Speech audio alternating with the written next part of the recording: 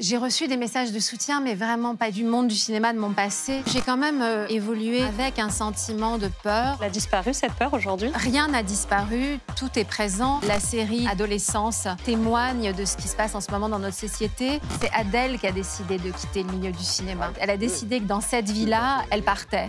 Elle n'a pas attendu qu'on lui monte la porte. Chaque prise de parole me donne ce sentiment de l'existence d'un collectif. Je n'ai pas parlé pendant 30 ans. Il est compliqué pour moi de demander des comptes à ceux qui sont dans le silence. Mais là, c'est un silence qui dure longtemps, on va dire. Bonsoir, Judith Godrèche. Bonsoir. Merci beaucoup d'être là. Merci. Je vous en prie. Je suis très heureuse de vous recevoir sur le plateau de Clic. C'était important pour nous que vous soyez là. Chère Judith, vous êtes actrice, scénariste, réalisatrice. Vous avez joué, on a compté, dans plus de 40 films. Qu'est-ce que ça vous fait aujourd'hui de voir tout ce que vous avez accompli dans le cinéma déjà? Ces films que vous avez tournés, auxquels vous avez participé. C'est étrange parce que ça s'inscrit dans l'histoire de ma vie, forcément, puisque je travaille depuis que je suis toute petite. Et donc, c'est comme si ça faisait un peu une piqûre de rappel sur chaque époque de ma vie. Puisque j'ai grandi, en fait, devant les caméras. Et voilà. Mais c'est vrai que c'est des choses auxquelles on pense rarement, je pense. Ouais.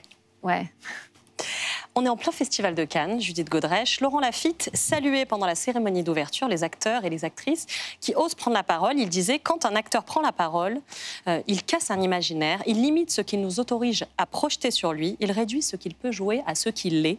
Oui, pour un acteur, la prise de parole est souvent sacrificielle. Vous êtes d'accord avec lui? Écoutez, bon, évidemment, en ce qui me concerne, je connais le prix à payer et l'addition est lourde. Mais je trouve ça bien que les acteurs prennent enfin la parole et Laurent Lafitte est un acteur qui a du pouvoir et j'espère je l'encourage à continuer de prendre la parole. En effet, il y a un moment où tout à coup, parfois, ça devient politiquement correct de s'exprimer et quand ça ne l'est pas, forcément, quand on prend la parole à ce moment-là, on devient un peu le grain de sable dans la machine qui crée le désordre et forcément qu'il y a un impact évidemment inévitable sur la carrière et sur le rapport au monde du cinéma, enfin, dans lequel j'évolue, moi en l'occurrence. Mais oui, et puis par ailleurs, en effet, dans notre pays, j'ai le sentiment plus qu'aux États-Unis où j'ai vécu pendant longtemps, il est mal vu qu'un acteur prenne la parole. Est-ce que vous l'aviez anticipé, ça, d'être ostracisé comme ça? En fait, je pense que j'ai quand même évolué depuis à peu près mes 21 ans dans un sentiment, enfin avec un sentiment de peur, ou en tout cas, il y avait quelque chose de l'ordre de mon indépendance, c'est-à-dire passer d'être actrice à réalisatrice, c'était quelque chose qui... j'avais le sentiment que j'allais trahir, en fait, ceux qui me donnaient des rôles et que je devais rester dans cette espèce de place que j'identifiais comme celle un peu d'un objet et que je ne pouvais pas devenir vraiment sujet. Et en fait, j'ai revu récemment des interviews que j'ai données quand j'avais 21 ans et 22 ans, dans lequel quelqu'un me pose la question de savoir est-ce que vous avez envie de réaliser un film. Je venais d'écrire un livre et je réponds à cette personne non, parce que je ne travaillerai plus.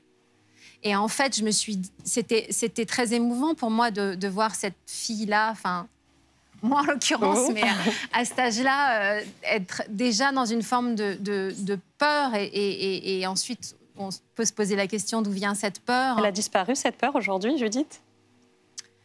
En fait, honnêtement, rien n'a disparu, tout est présent, mais il y a eu un endroit de ma vie, un moment, où... comment dire, un espace hors contrôle, un espace qui n'était pas cérébral, qui n'était pas de l'ordre de on demande son avis à son agent, à telle personne, est-ce que je devrais dire ça, est-ce que je devrais pas le dire, où tout à coup, ce qu'on a à perdre devient moins important qu'un un besoin de prendre la parole à un endroit d'une vérité qui prend possession de soi, en fait. C'est-à-dire que je me suis retrouvée vraiment à être très spontanément prendre la parole sans me poser toutes les questions de l'après. Honnêtement, c'était pas quelque chose de réfléchi et d'intellectualisé. Il y a un an, vous aussi, vous étiez à Cannes pour présenter votre court-métrage. Moi aussi. On s'en souvient? Quel souvenir c'est, ce moment pour vous? Ce qui était très beau, c'était un très très beau moment pour moi et c'était c'est vrai que je trouve qu'il y a un danger à incarner, à devenir ce qu'on appelle, alors voilà, pour mettre les pieds dans le plat, les gens disent souvent dans des articles icône MeToo. Bon, et je trouve que l'iconisation est un vrai danger. Et justement, moi, en prenant la parole et en incarnant maintenant cette espèce de truc, de label, il y a plusieurs dangers. L'un, c'est d'effacer d'abord le fait qu'il y ait des personnes qui sont engagées, qui se battent depuis des années, et bien avant moi et bien avant que je prenne la parole et que je ne suis pas arrivée comme une espèce de... Voilà. Et par ailleurs, ce qui était important au Festival de Cannes et ce qui était beau, c'était de pouvoir être justement sur les marches de ce festival avec un certain nombre alors, mon équipe... Cette image dont mon on équipe se souvient. technique et l'importance du collectif et l'importance d'être aussi sur ces marches avec beaucoup des personnes qui sont dans ce film, qui sont des personnes anonymes et qui, justement, sont des personnes anonymes qui passent leur vie à lutter contre l'anonymat, mais à toutes sortes d'endroits de leur vie, aussi celui de cet endroit très particulier, très douloureux et qui ne se résout pas, enfin, pour lequel il n'y a pas chaque lendemain, d'une certaine manière, est le même, c'est celui des personnes qui sont victimes de violences sexuelles. Et on se rappelle de ce geste qui est devenu, lui aussi, un symbole, ses mains pour symboliser l'omerta. Aussi, votre discours marquant au César, on s'en souvient, quelques mois plus tôt, dans lequel vous disiez « je parle, mais je ne vous entends pas ». Nous, on vous a entendu, en tout cas, beaucoup d'actrices vous ont entendu, et certaines d'entre elles sont venues le dire sur ce plateau. Je voulais qu'on regarde et qu'on s'en parle après.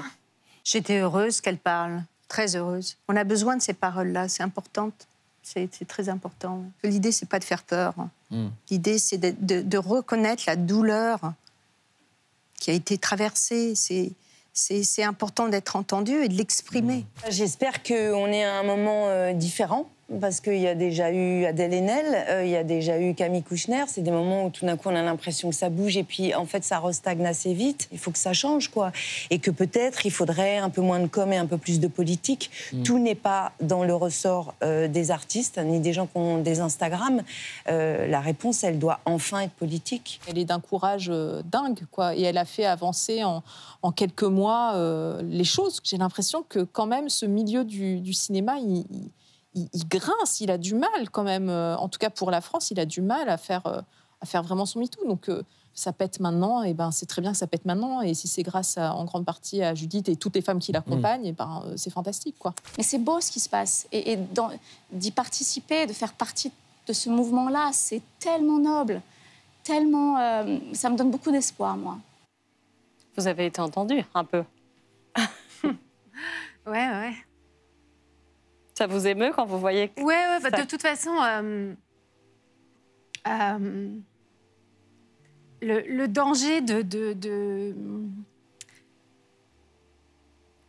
la solitude, forcément, comment dire, anéantie, est anéantissante et chaque, je sais pas si ça se dit, c'est un drôle de phrase, mais et chaque prise de parole forcément me donne ce sentiment de l'existence d'un collectif et c'est vrai qu'on n'a pas toujours l'occasion et on ne parle pas tous les jours on n'est pas tout en train constamment de se parler. Et forcément que je me retrouve aussi très souvent face allongée sur le lit en train de regarder le plafond avec des idées noires et pourtant Dieu sait que je suis privilégiée et que j'ai pas à me plaindre comparé à beaucoup de personnes. Mais j'imagine que vous avez reçu des messages quand même de soutien.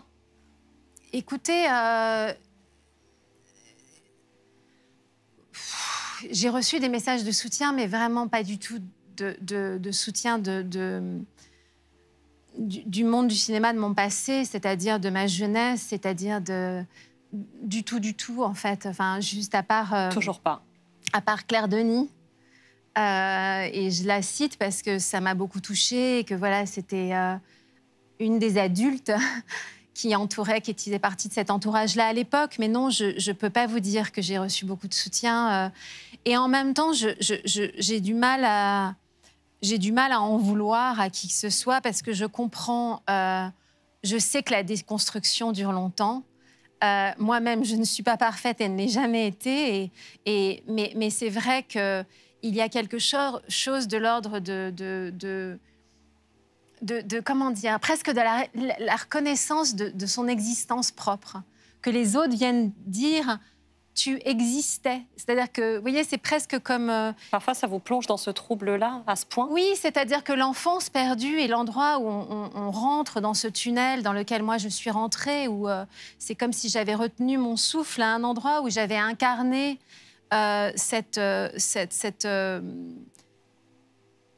cet enfant-femme dans la vie d'un homme réalisateur et ce parcours dans le monde du cinéma français où j'ai pris la pause et cette pause a duré une éternité, a duré des années.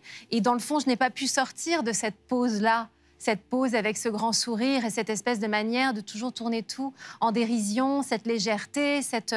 Et dans le fond, les personnes qui m'écrivent sont souvent des personnes qui viennent de l'autre monde, le monde de l'école, les profs de mon lycée, des élèves qui étaient avec moi à l'école et qui disent « Mais moi, je me souviens de toi, je me souviens de ta tristesse, je me souviens de ce que tu m'as écrit, des lettres que tu m'as envoyées, je les ai. » Et en fait, les personnes du cinéma français, les adultes de quand j'étais petite, c'est cet endroit-là qui me manque, c'est-à-dire de dire « J'ai vu en face de moi cet enfant », j'ai vu ces moments de silence, je t'ai vu dans un mutisme lors de dîners avec que des adultes et je m'en souviens. J'ai rien fait et je n'en veux à personne, mais je m'en souviens, tu as existé. Judith Godrèche, le 9 avril dernier, la commission d'enquête parlementaire sur les violences commises dans les secteurs de la culture a rendu son rapport. Vous êtes à l'initiative de cette commission.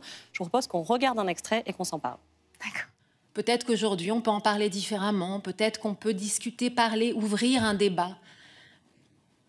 Mais la réponse à cet espoir ou à cette penser qu'il est possible de parler et d'évoluer ensemble, quel que soit ce qui nous sépare, quel que soit ce qui nous a séparés, quelles que soient nos alliances, celles du passé ou du présent, eh ben, c'est un espoir illusoire, parce que chacun reste dans ses marques, ne fera pas un pas.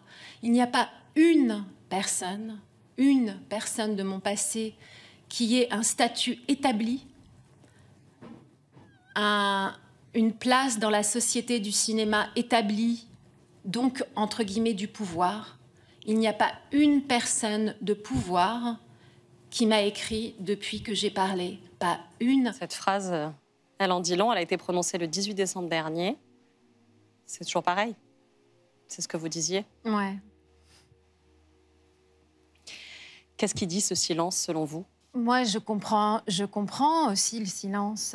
Je suis la preuve du silence. Je n'ai pas parlé pendant 30 ans. Il est compliqué pour moi d'être de demander des comptes à ceux qui sont dans le silence. Mais là, c'est un silence qui dure longtemps, on va dire. Le rapport, il est accablant. Il formule 86 recommandations qui visent à prévenir les violences, notamment les violences. Un des enjeux importants, c'est la protection des enfants. Vous dites que la famille du cinéma est une famille incestueuse. Vous oui, c'est-à-dire que ce qui s'est joué sur les plateaux de cinéma, ce qui s'est joué lors des castings, ce qui se joue et tout ce qu'on a entendu et tous les témoignages, celui de Nina Meurice, d'Anna Mouglali, c'est beaucoup de témoignages, voilà, racontent des choses là où le pouvoir,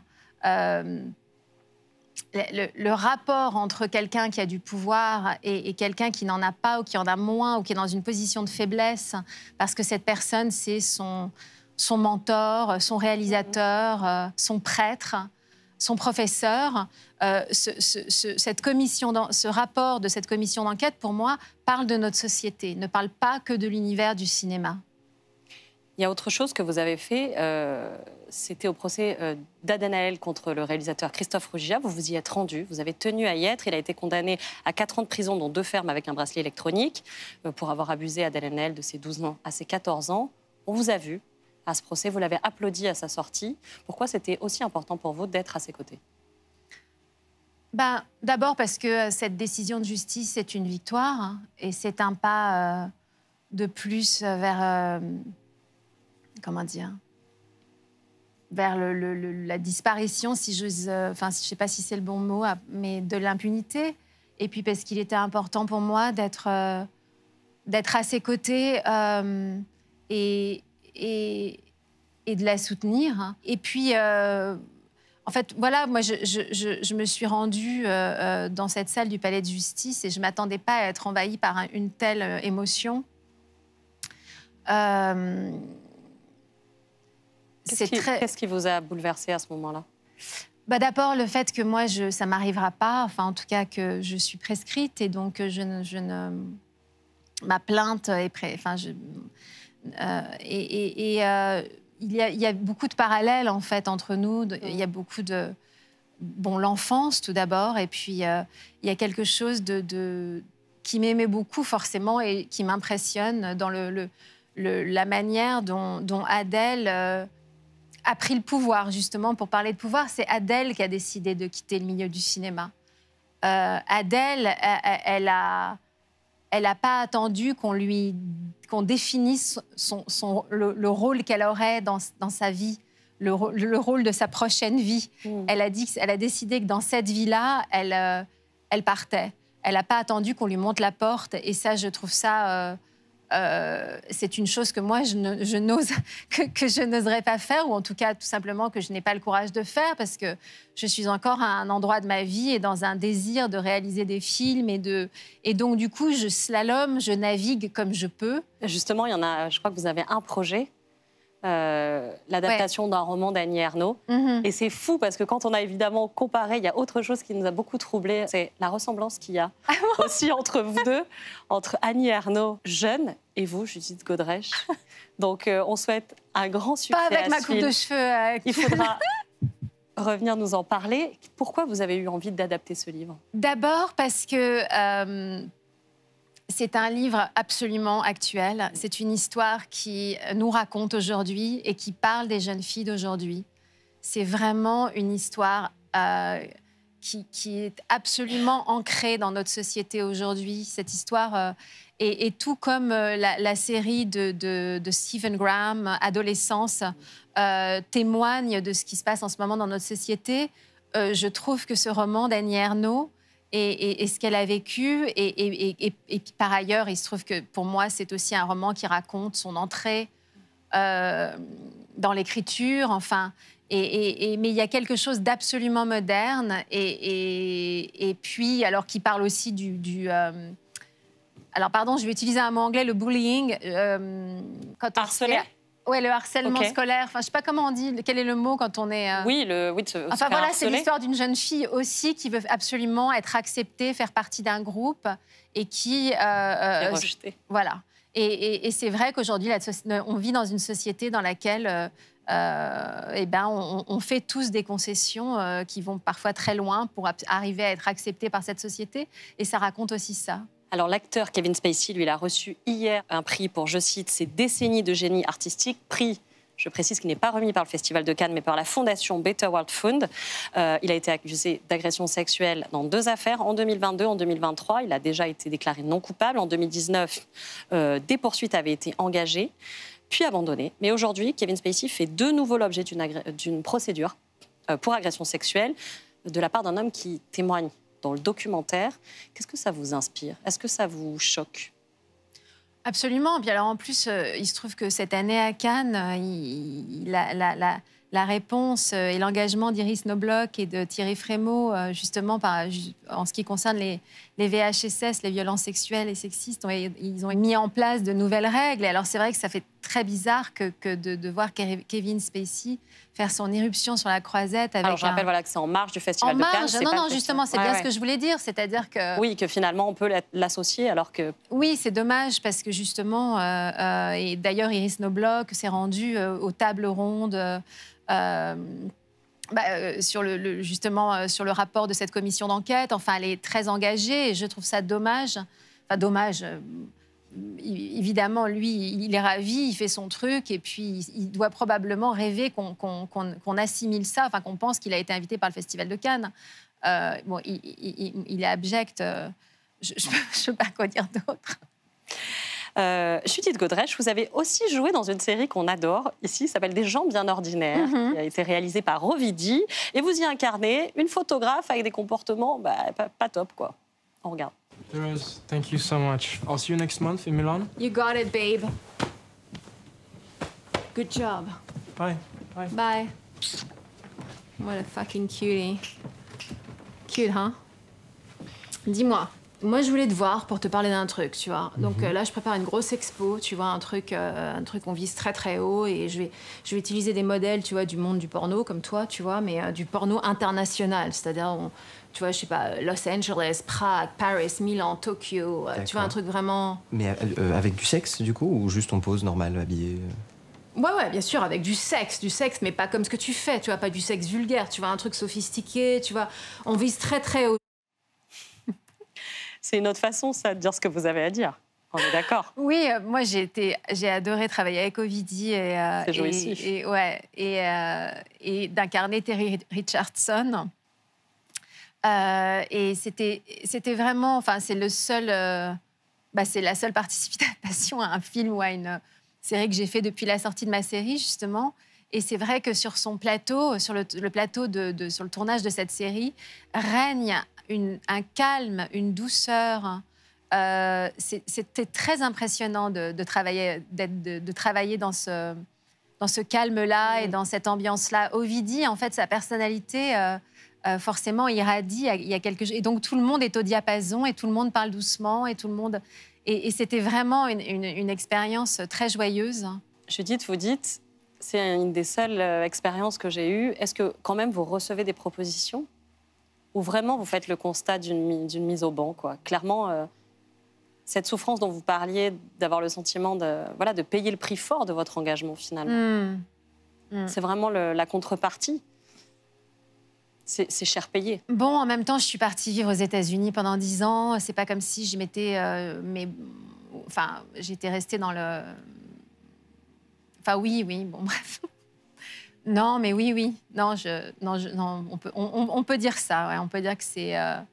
qu'il y a une sorte... que le retour de bâton est effectif. On compte sur la nouvelle génération de réalisateurs et de réalisatrices pour y remédier, en tout cas.